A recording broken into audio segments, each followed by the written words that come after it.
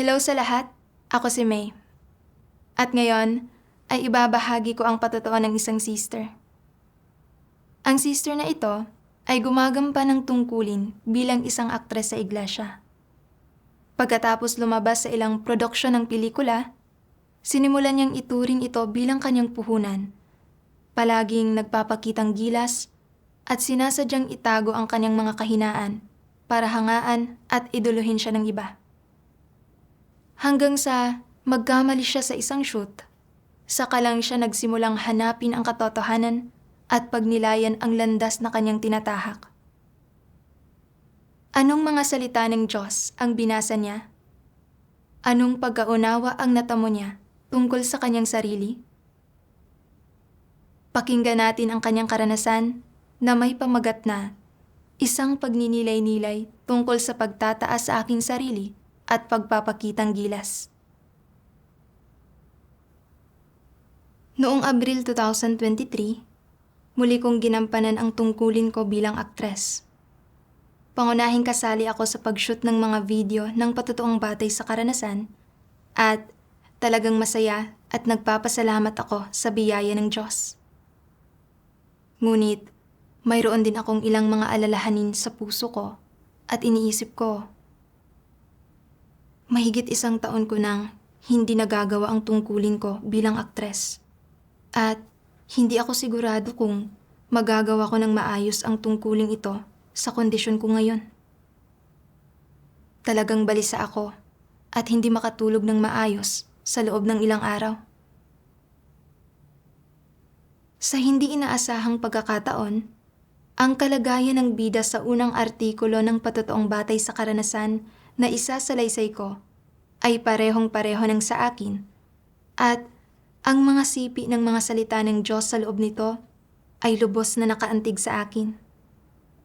Talagang tumatak sa akin ang pagninilay-nilay sa mga salita ng Diyos at pagkukumpara sa pag-iisip ng bida sa sarili kong pag-iisip. Matapos umasa ang sister sa Diyos at matuto ng mga aral, nakaramdam siya ng pagpapalaya at pakiramdam ko rin ay nakahanap ako ng daan pasulong. Nang hindi namamalayan, hindi na ako gaanong nababagabag at nag-aalala at hindi nagtagal ay natapos ko na ang shoot. Lubos akong nagpapasalamat sa patnubay ng Diyos. Unti-unti akong nagkaroon ng kumpiyansa at hindi na ako gaanong kinakabahan sa mga sumunod na shoot. Pagkatapos niyon, nakapag-shoot ako ng 2 pang video at napagtanto ko na basta't tama ang mga layunin ko at iniaalay ko ang sarili ko sa tungkulin ko, bibigyan ako ng Diyos ng kaliwanagan at patnubay. Pero hindi ko maiwasang isipin. Nakapag-shoot na ako ng 3 video ng patotoong batay sa karanasan ng napakabilis. Kaya parang may kakayahan naman talaga ako. Napansin ng ilang kapatid na nakasali na ako noon sa ilang pelikula, dula sa entablado, solong pagtatanghal at pagtatanghal ng koro, at itinuring nila akong isang veteranong aktres. Kaya nagsimula silang magtanong sa akin tungkol sa pag-arte. Dahil dito ay labis akong nasiyahan sa sarili ko. Alam kong marami akong pagkukulang, pero hindi alam ng iba na kahit ang isang veteranong aktres na katulad ko ay nahihirapan din minsan. Halimbawa, noong magsalaysay ako sa aking unang artikulo ng patotoong batay sa karanasan, kabado at balisa ako. Pero naisip ko na dahil unang pagkikita pa lang namin, hindi ko dapat sirain ang magandang impresyon ng lahat tungkol sa akin. Kaya nagpasya akong huwag banggitin ang mga pagkukulang ko. Nagsimula akong magsalita ng masigla at walang tigil. Ikinukumpas ang mga kamay ko habang nagsasalita. Noong nagsimula akong magkwento tungkol sa pagsasapelikula ng malakihang pagtatanghal ng koro na awit ng kaharian, bumababa ang kaharian sa mundo sa partikular, may pagmamalaki kong sinabi. Maingat na pinili ang mga artista para sa koro at sumailalim sa mahigpit na pagsasanay sa loob ng ilang buwan ng nakakapasong init at nakakapanginig na lamig. Puno ng paghanga ang lahat ng kapatid matapos marinig ito. Ipinagmayabang ko rin, sa mahigit 300 artista, ako ang pinakamatanda. Natagpuan ko ang sarili ko na natutuwa at nasisihan sa hitsura ng paghanga mula sa mga kapatid. Isang beses, may isang aktor na nahihirapan habang nasa shoot at humingi siya ng tulong sa akin para idirect ang pagganap niya. Naisip ko, pakikitaan ko sila ng kaunting galing. Siyempre, ayaw kong maliitin nila ako. Pagkatapos, nakaisip ako ng eksena at nagsimula na lang bumuhos ang mga emosyon ko. Tiningnan nila akong lahat ng may paghanga at sinabing, "Marunong ka talagang umarte, kamangha-mangha." Bagaman sinabi ko na patnubay ito ng Diyos, sa loob-loob ko, hindi ko maiwasang makaramdam ng pagmamalaki sa sarili ko. Iniisip na mas mahusay at mas may karanasan ako kaysa sa iba. Sa iba pang pagkakataon, tinuturuan ng direktor si Sister Terry kung paano magsalaysay ng isang artikulo ng patotoong batay sa karanasan at hiniling sa akin na tumulong. Naisip ko, kailangan kong makahanap ng ilang issue para makita nila na may silbi talaga ako. Pagkatapos magsalita ng sister, hindi ko na hinintay na may ano pa mang sabihin ang direktor. Agad akong sumingit para magbigay ng puna. Nang makita kong tumatango ang sister bilang pagsang-ayon, pakiramdam ko ay may kakayahan akong tumukoy ng mga problema. Pero ang totoo, gusto kong sabihin sa sister na marami din akong pagkukulang noon at na ang direktor ang paulit-ulit na tumulong sa akin sa pagsusuri at pag-unawa sa mga emosyon at kalagayan ng karakter ng paunti-unti upang sa wakas ay maipahayag ko ng tumpak ang mga bagay na ito. Pero pagkatapos ay naisip ko, mataas na ang tingin nila sa akin.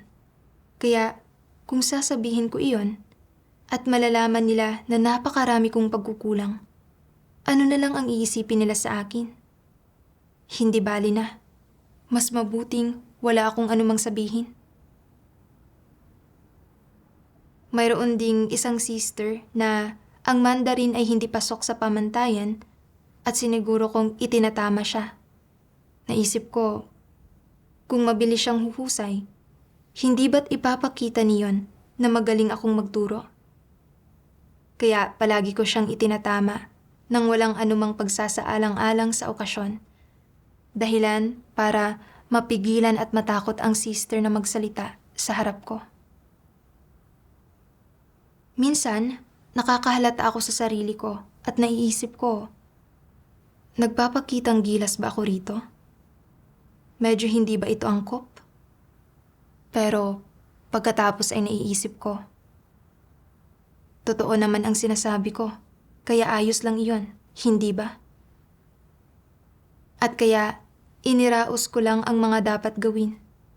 Pero habang patuloy akong nagpapasikat at nagpapakitang gilas, nagsaayos ang Diyos ng mga sitwasyon para ibunyag ako.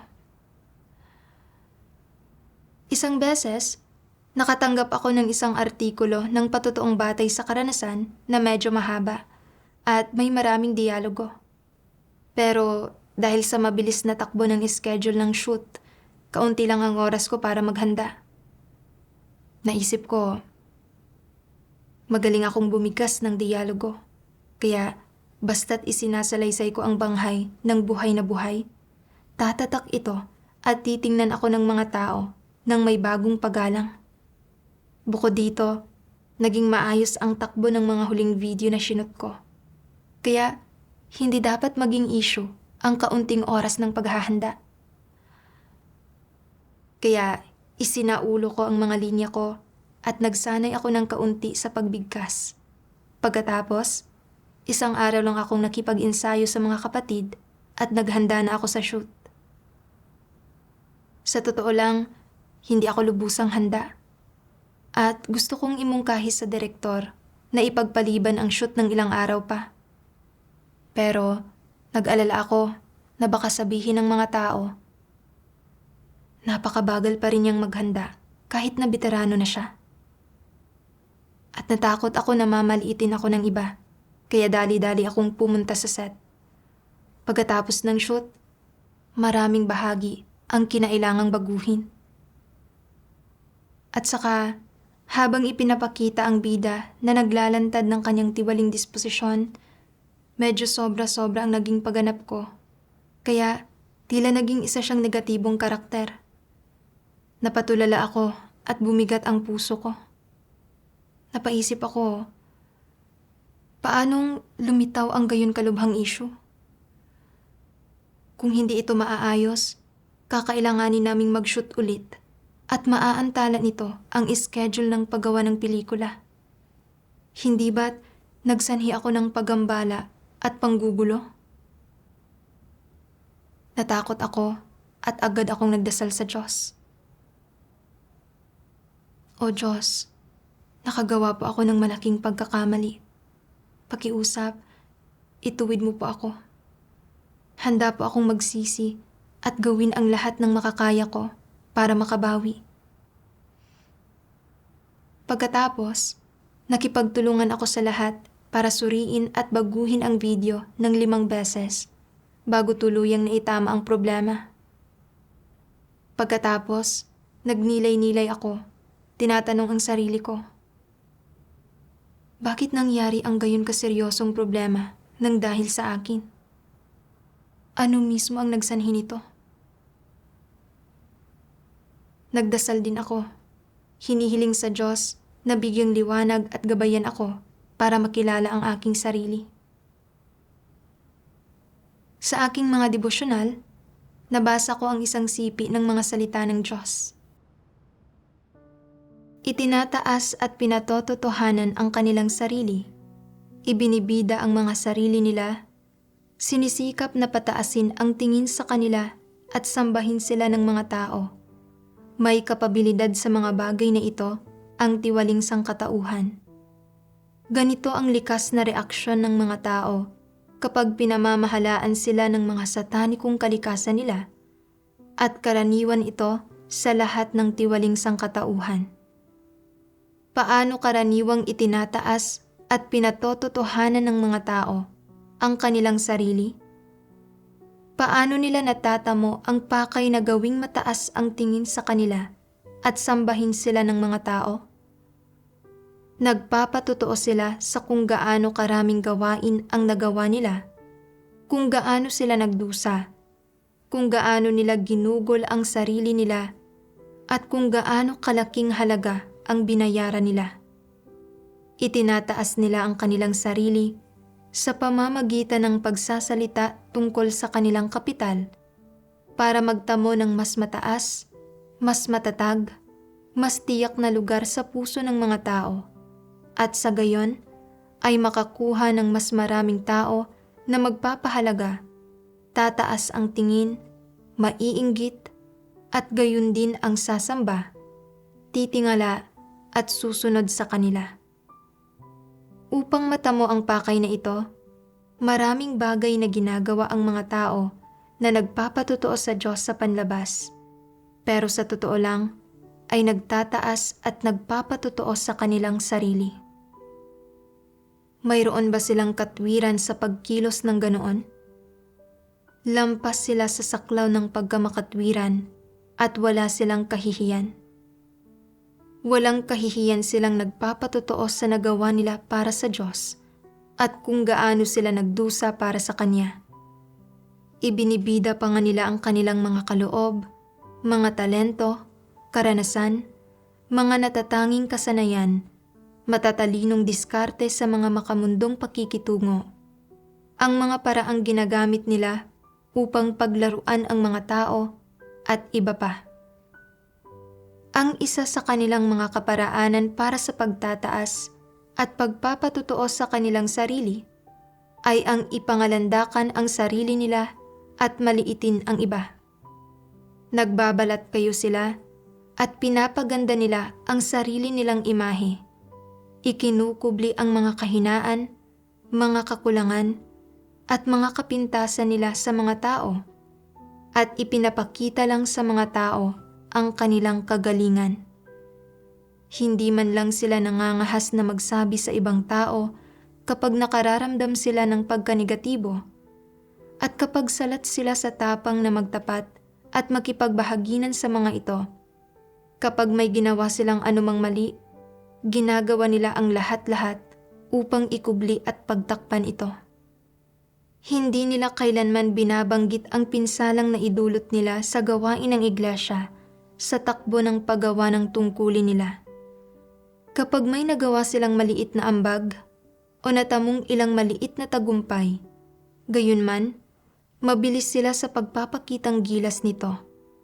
Desperado silang ipaalam sa buong daigdig kung gaano kahusay ang kapabilidad nila, kung gaano kataas ang kakayahan nila, kung gaano sila katangi-tangi, at kung gaano sila mas magaling kaysa sa mga normal na tao.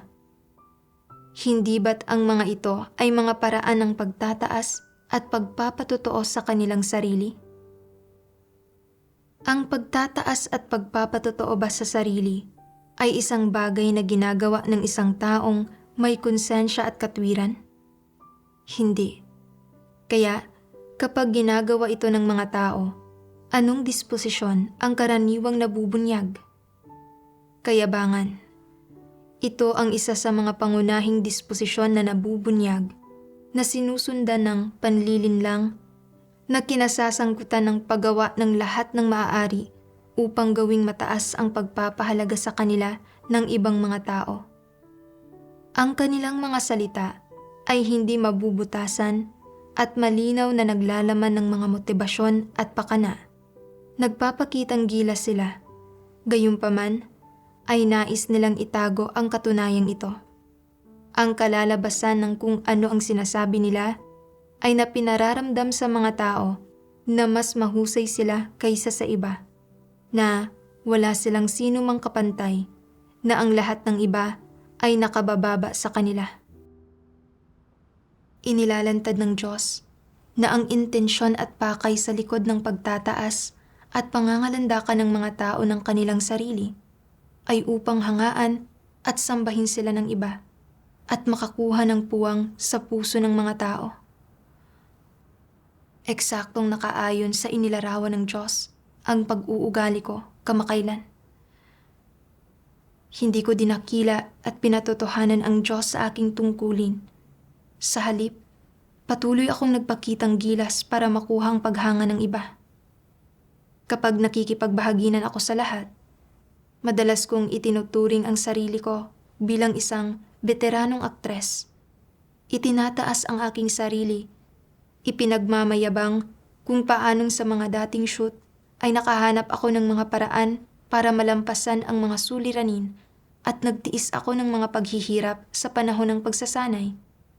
Kung gaano karami ang naisapelikula ko at kung gaano kaepektibo ang mga ito at iba pa.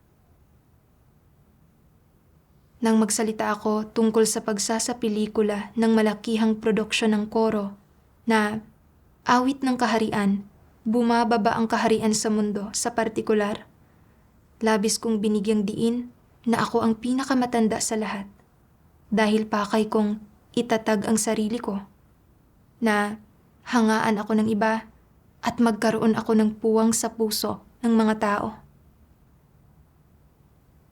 Nang makita kong nahihirapan ang ibang artista sa pag-arte habang kinukunan, hindi ako tumulong sa pagsuri sa kalagayan ng mga karakter para magabayan ang mga artista kung paano maipapahayag ang tunay na mga damdamin. Sa halip, ipinangalandakan ko lang na mas magaling akong umarte kaysa sa kanila. Kapag nakikisalamuha sa iba, palagi kong ikinukwento ang aking positibong pagpasok. Natatakot na Kung masyado akong magsasalita tungkol sa katiwaliang ibinubunyag ko, mamaliitin ako ng iba. Kaya bahagya ko lang binabanggit ang pagkanegatibo at katiwalian ko gamit ang ilang salita. Sa realidad, kasisimula ko palang magsanay sa aking tungkulin bilang artista pagkatapos kong umalis sa China. Noong magsimula akong gumawa ng pelikula, marami akong naharap na suliranin at hindi ko alam kung paano lutasin ang mga ito. Madalas kong hindi maarok ang mga emosyon ng karakter at ang pag-arte ko ay eksaherado, kulang o kaya ay hindi nakapagpapahayag ng mga emosyon. Sobrang nasasaktan ang puso ko at napakaraming beses akong umiyak. Gaya na lang ng pagkakataong ito ng pagsasapelikula ng isang video ng patotoong batay sa karanasan. Matagal akong hindi nakapag-shoot. At nang matanggap ko ang unang artikulo ng patotoong batay sa karanasan, sobra akong kinabahan na hindi ako makatulog ng ilang gabi. At namuhay ako sa isang kalagayan ng pagkabalisa at pagkabagabag. Sa pamamagitan lang ng pagdarasal at pagbabasa ng mga salita ng Diyos ko, unti-unting nalutas ito. Pero sadya kong itinago at pinigilang banggitin ito dahil sa takot na mawala ang magandang imahe ko sa puso ng iba. Sa halip, ipinangalandakan ko lang ang mabuting parte ng aking pagkatao. Idinudulot na hangaan ako ng mga kapatid. Hindi ko pinatototohanan ang Diyos sa ginagawa kong ito, kundi pinupuri ang sarili at nilalagyan ng korona ang sariling ulo.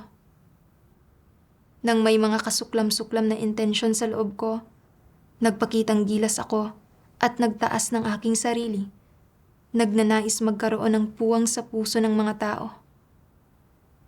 Tunay akong walang kahihiyan. Pagkatapos, ay higit pa akong nagbasa ng mga salita ng Diyos. Partikular na iniidolo ng ilang tao si Pablo. Mahilig silang magbigay ng mga talumpati at gumawa ng gawain sa panlabas. Mahilig silang magdaos ng mga pagtitipon at mangaral. At gusto nila na pinakikinggan sila ng mga tao, iniidolo sila, at maging sentro sila ng atensyon ng mga ito. Gusto nilang magkaroon ng puwang sa puso ng iba, at gusto nila na pahalagahan ng iba ang imaheng ipinipresenta nila. Himayin natin ang kanilang kalikasan mula sa mga pag-uugaling ito. Ano ang kanilang kalikasan? Kung ganito talaga silang kumilos, sapat nang ipakita na sila ay mayabang at palalo, na hindi talaga nila sinasamba ang Diyos, at na naghahangad sila ng mas mataas na katayuan at gusto nilang magkaroon ng awtoridad sa iba, na ariin ang mga ito at magkaroon ng puwang sa puso ng mga ito. Ito ang klasikong imahe ni Satanas. Ang mga partikular na namumukod-tanging aspekto ng kanilang kalikasan ay na mapagmataas at palalo sila, hindi nila sinasamba ang Diyos at sinusubukan nilang pasambahin sa kanila ang iba. Ang gayong mga pag-uugali ay maaaring magbigay sa iyo ng napakalinaw na pananaw sa kanilang kalikasan. Sa pamamagitan ng paglalantad ng mga salita ng Diyos, naunawaan ko na ang patuloy kong pagpapakitang gilas at pagtataas sa aking sarili ay bunsod ng isang mayabang na kalikasan na naghangad na agawin ang pwesto ng Diyos sa puso ng mga tao. Sa paggawa ko nito, tinatahak ko ang landas ni Pablo na lumalaban sa Diyos. Nagnilay-nilay ako sa naging pagganap ko sa aking tungkulin bilang aktres simula nang umalis ako ng China.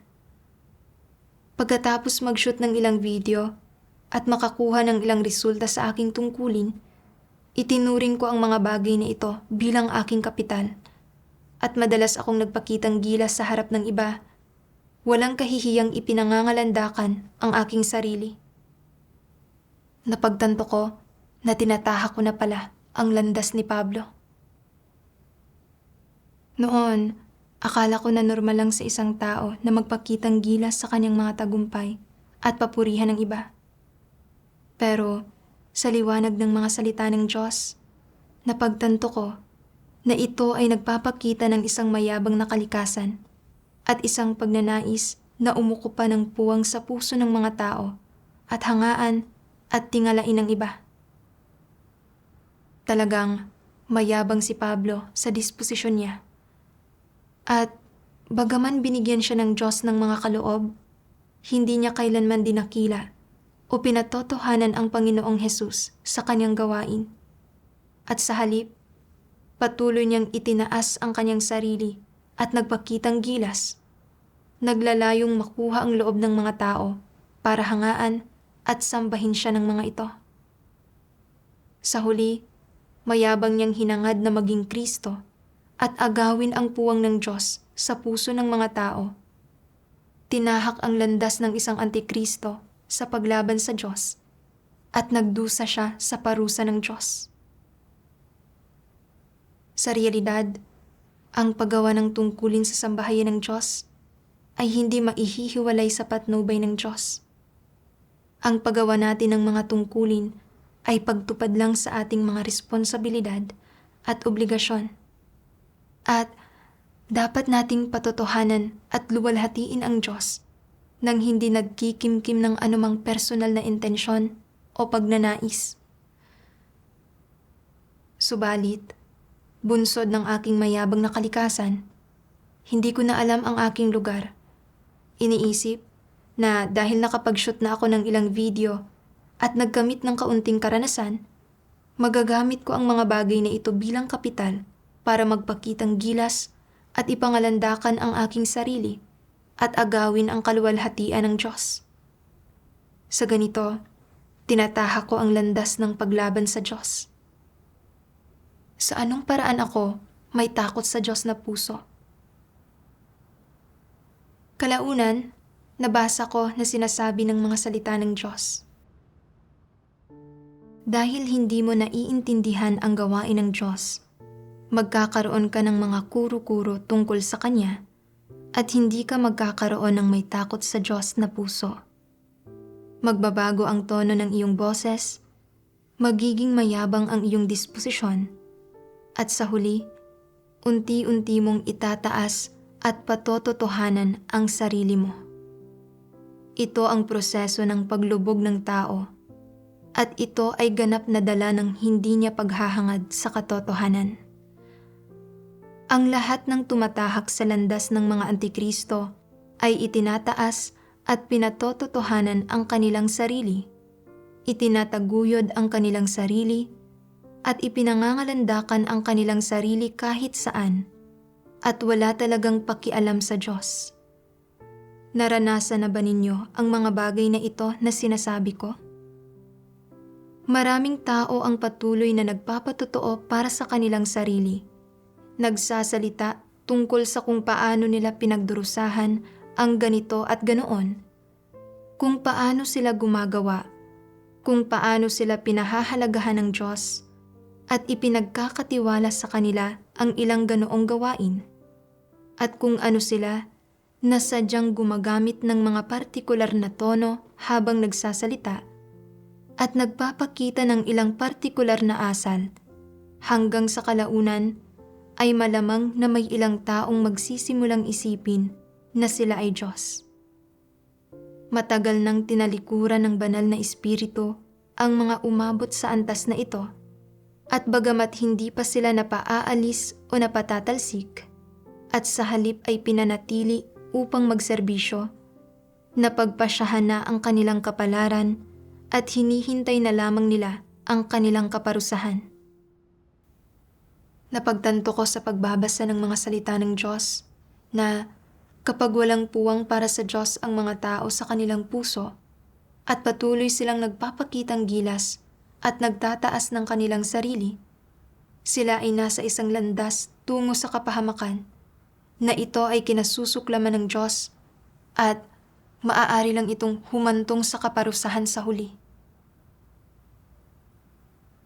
Sa pagninilay-nilay sa pag-uugali ko, napuno ako ng takot. Ang malaking pagkakamaling ito na ginawa ko habang kinukunan ang video ng patotoong batay sa karanasan na ito ay nagmula sa aking mga diwastong intensyon sa aking tungkulin sa panahong ito. Dahil sa kayabangan at kapalaluan ko, gustong-gusto kong magpakitang gilas at palagi kong iniisip kung paano mamukod tangi para hangaan ako ng mga tao, dahilan para isantabi ko ang mga prinsipyo. Wala nang puwang ang Diyos sa puso ko. Palagi akong nagpapakitang gilas para makuha ang paghanga ng iba. Tila ba natutugunan ang aking banidad?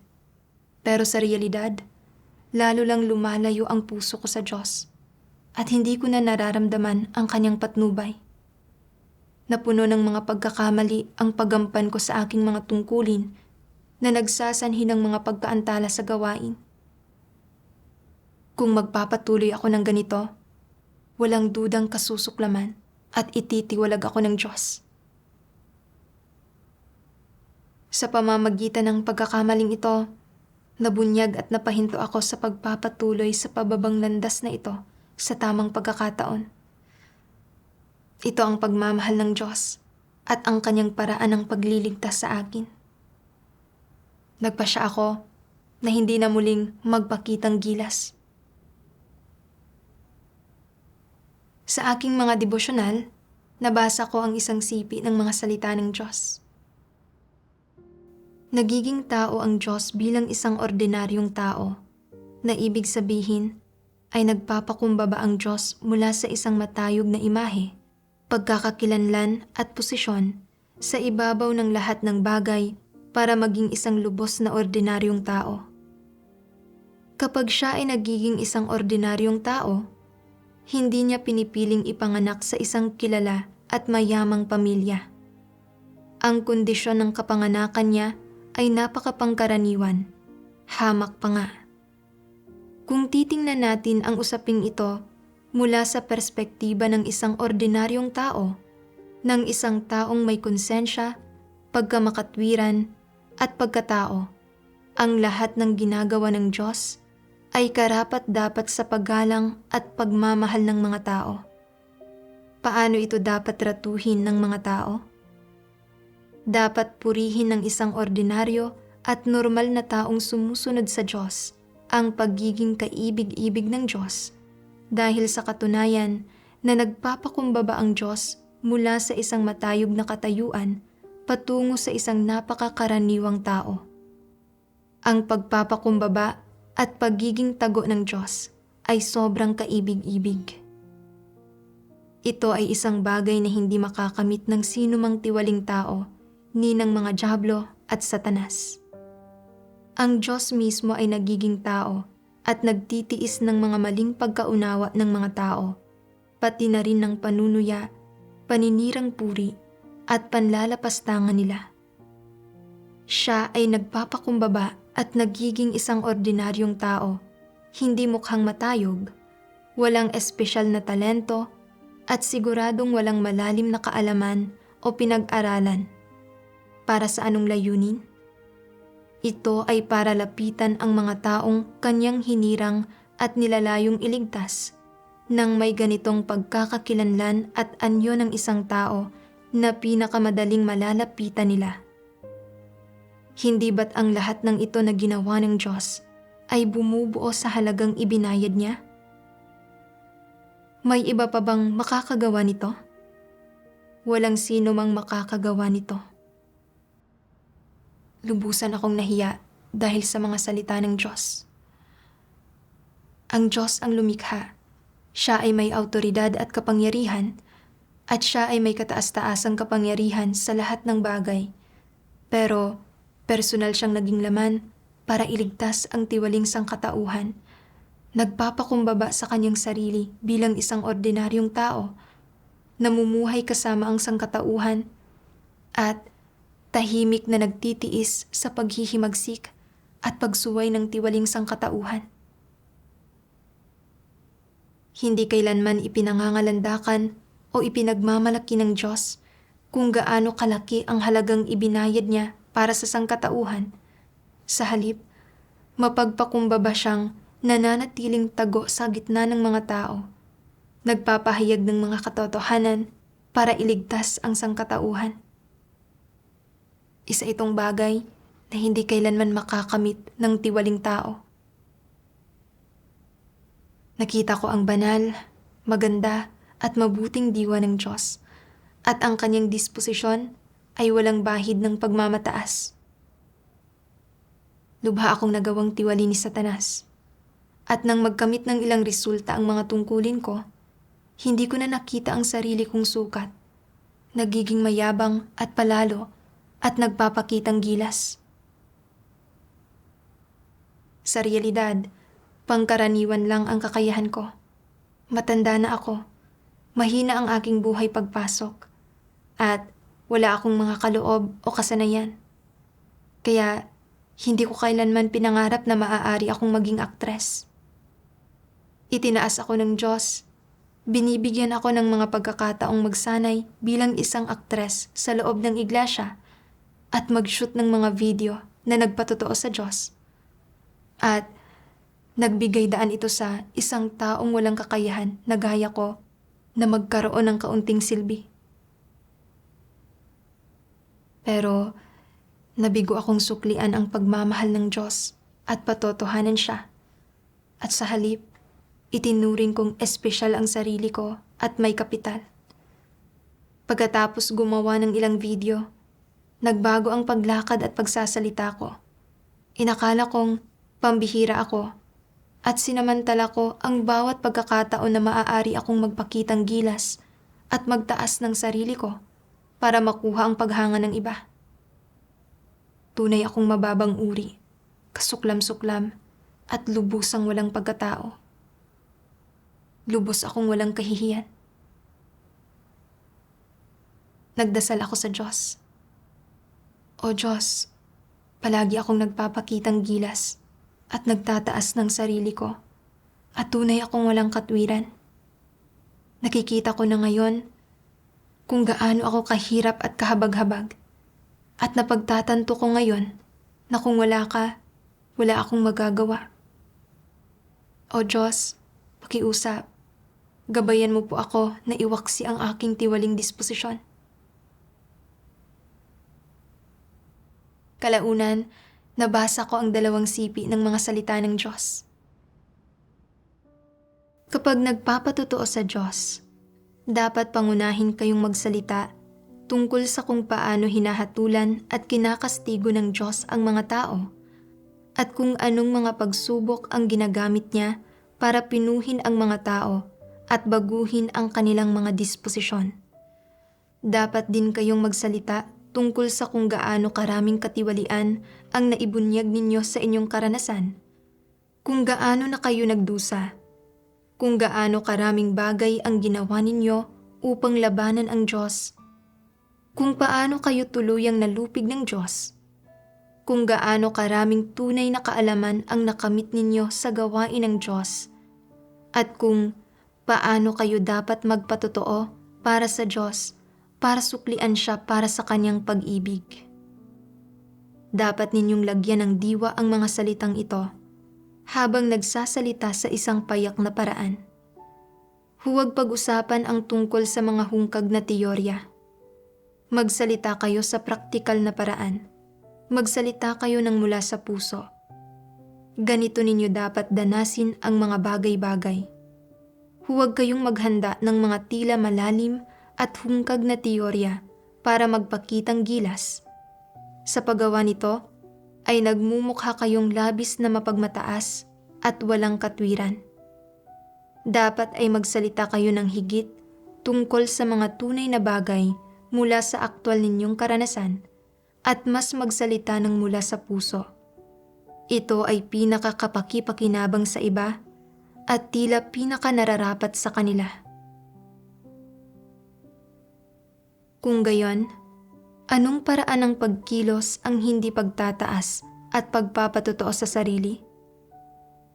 Kung magpapakitang gilas ka at magpapatotoo sa iyong sarili tungkol sa isang partikular na bagay, makakamit mo ang resulta na mapataas ang tingin sa iyo ng ilang tao at sambahin ka.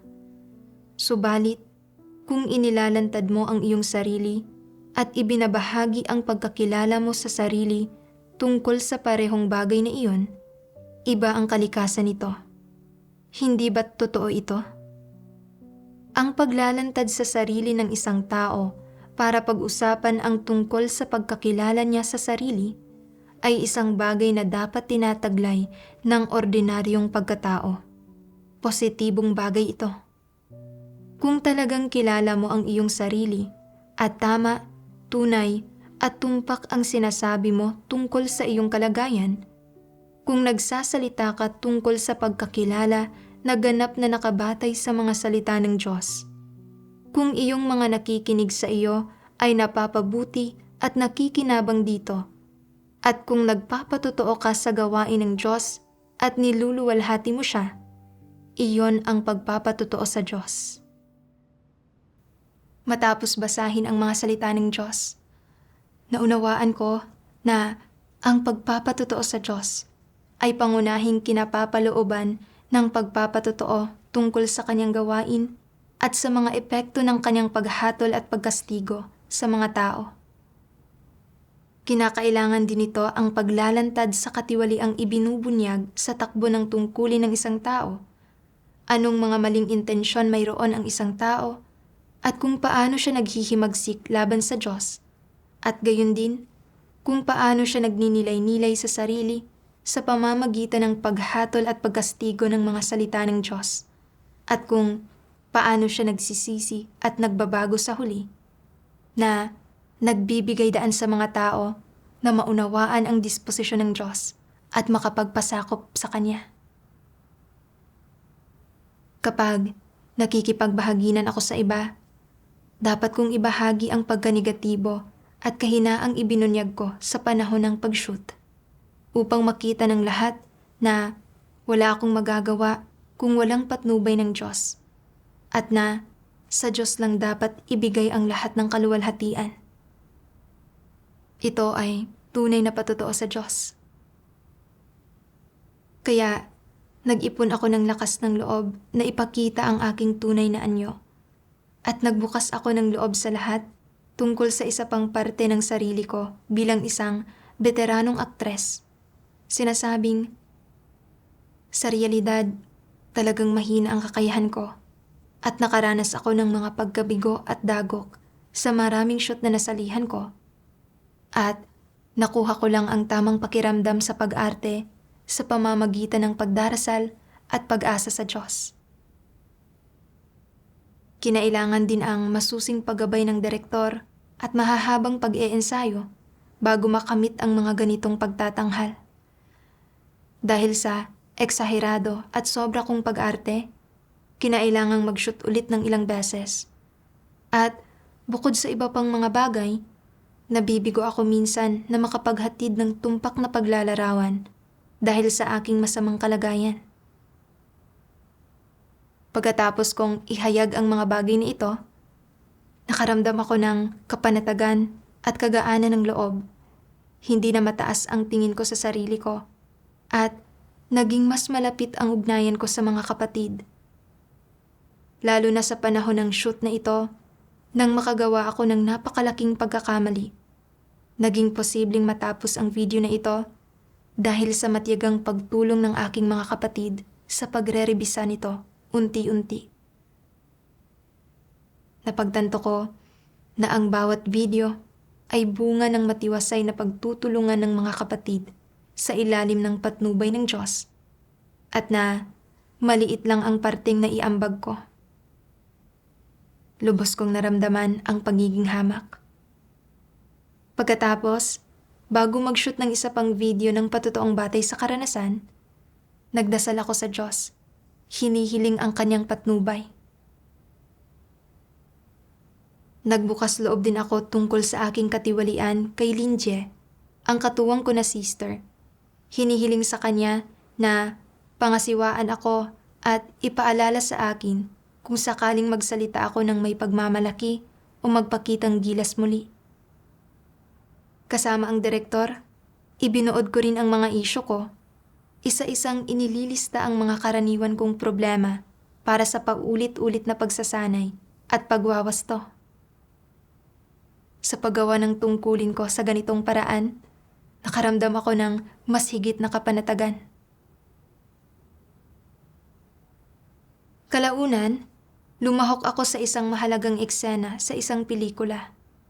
Ibang-iba ang papel na ito sa mga nagampanan ko noon. Naisip ko na kung magagampanan ko ng maayos ang papel na ito, makakagawa ako ng isang pambihirang tagumpay sa aking pag-arte at tiyak na hahangaan ako ng mga kapatid. Nang lumitaw ang kaisipang ito, napagtanto ko na muli na naman akong naghahangad na magpakitang gilas. Agad akong nagdasal, hinihiling sa Diyos na gabayan ako para maghimagsik laban sa aking mga diwastong intensyon at unti-unting kumalma ang puso ko. Nang muli kong pagnilayan ang script, napagtanto ko na wala akong karanasan sa larangang ito at hindi ko maarok ng maayos ang papel. Kaya nagpadala ako ng mensahe, humihingi ng tulong sa mga kapatid ko. Nahihirapan ako at kailangan ko ng tulong. Malayong maisa sa katuparan ko ang papel na ito at hindi ko mahanap ang tamang kalagayan. Pakiusap, tulungan ninyo ako. Sa sandaling maipadala ko ang mensahe, sobrang gumaan ang pakiramdam ko. Kalaunan, matiyaga akong ginabayan at tinulungan ng mga kapatid. Binibigyan ako ng ilang landas at direksyon pasulong. Ngayon, may kaunti na akong pagkaunawa tungkol sa tiwali kong disposisyon ng pagpapakitang gilas. Napagtanto ko na ang pagkakataong ibinigay sa akin ng Diyos para gawin ang tungkulin ko ay hindi para magpakitang gilas ako, kundi para makilala at malutas ko ang aking tiwaling disposisyon at para masigasig na hangarin ang katotohanan at buhay pagpasok habang ginagawa ko ang aking tungkulin. Ang mga tagumpay at pagkaunawang ito ay pawang resulta ng patnubay ng mga salita ng Diyos. Salamat sa Diyos. Dito na nagtatapos ang artikulo. Anong mga kabatiran ang natamo ninyo sa pakikinig? Huwag mag-atubiling ibahagi ang inyong mga saloobin sa mga komento sa ibaba. Salamat sa panonood at hanggang sa muli.